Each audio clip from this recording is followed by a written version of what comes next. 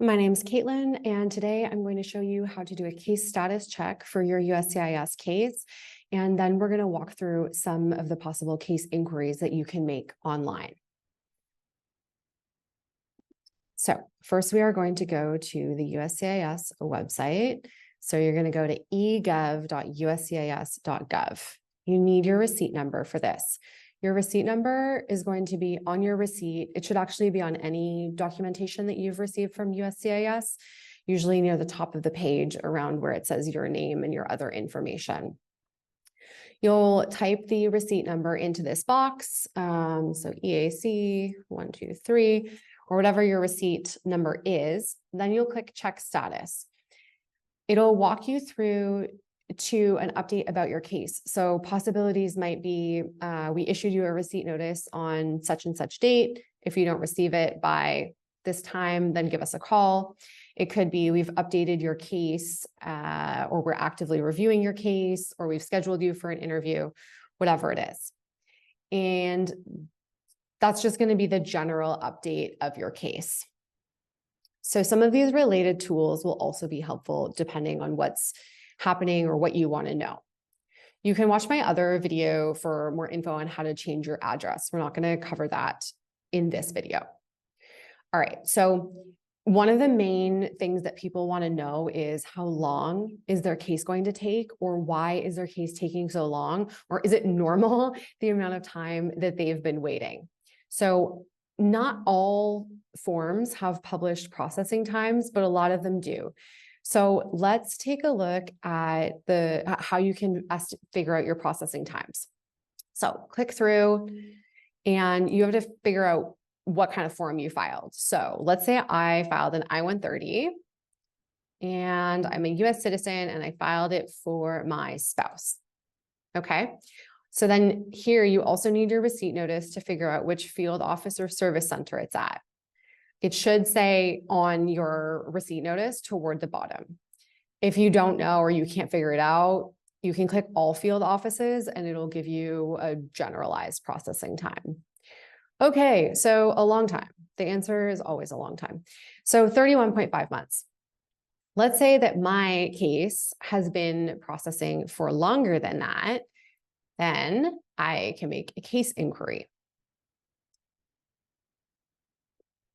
So there are a number of reasons that a person would want to make a case inquiry, and you can see them up on the screen here. Case outside normal processing time, very common. Not receiving a notice by mail. If you think a notice is lost or missing, you should file one of these case inquiries as soon as you realize. Same if you did not receive a card, like an EAD card or a green card in the mail or some other document. You can also make a request for USCIS to correct a typographic error on a receipt notice. So we'll quickly go through each one of these. All right, case outside normal processing times. Let me click through. All right, so just like with a change of address or any type of inquiry, you're always going to need your receipt number, your A number, the date that it was filed. That's going to all be on your receipt number, the type of application you filed, and a valid email address.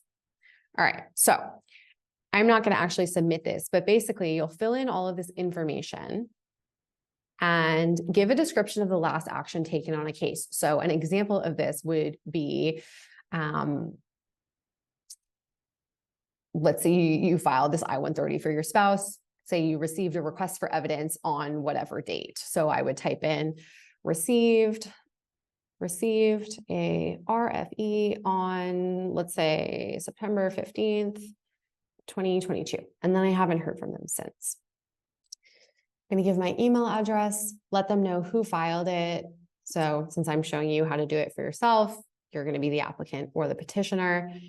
And then you fill in the CAPTCHA, submit it. So it will, two options. It will either not let you submit it and you will get a response that says that your case is actually not outside of processing times. So maybe you calculated it wrong. Maybe the service center you selected was incorrect or something. Otherwise, it'll say, thank you for your inquiry. We will get back to you in whatever, and they'll give you a date after which you can expect a response via email. So that's for case outside normal processing times. Second common ones are not receiving something by mail. So these are all the same, more or less. We'll just do the one of them. Let's say you didn't receive a notice. You're just going to click on it. You need all of the same address and then the form number.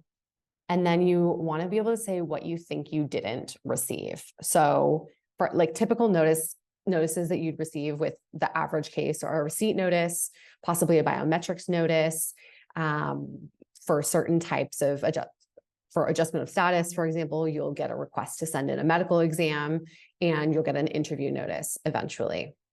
So you're going to indicate which one it is and then give an update on the last thing that happened on your case, and then submit it. All right, so those are straightforward. You're going to do the same if you're missing your green card, you're missing your EAD, you're missing whatever, essentially.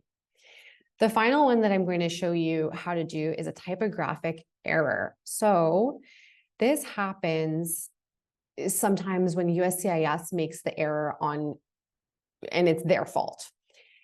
You can submit this if the error is yours. Maybe you mistyped your name on your application. They probably won't fix it in that case.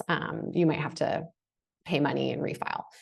Okay, but let's assume that it's USCIS's error.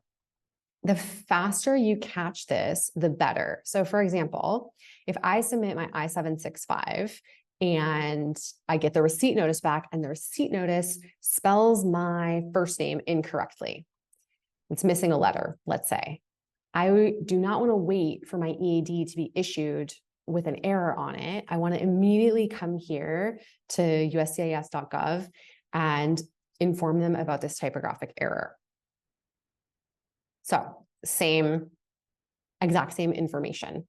And then you'll just walk yourself through this, which form number it was. So let's say it was the I-130 that I filed for my, what did I say I filed for? For my spouse. And the receipt number, date filed, the information, my mailing address. So this is why you're keeping your mailing address updated all the time.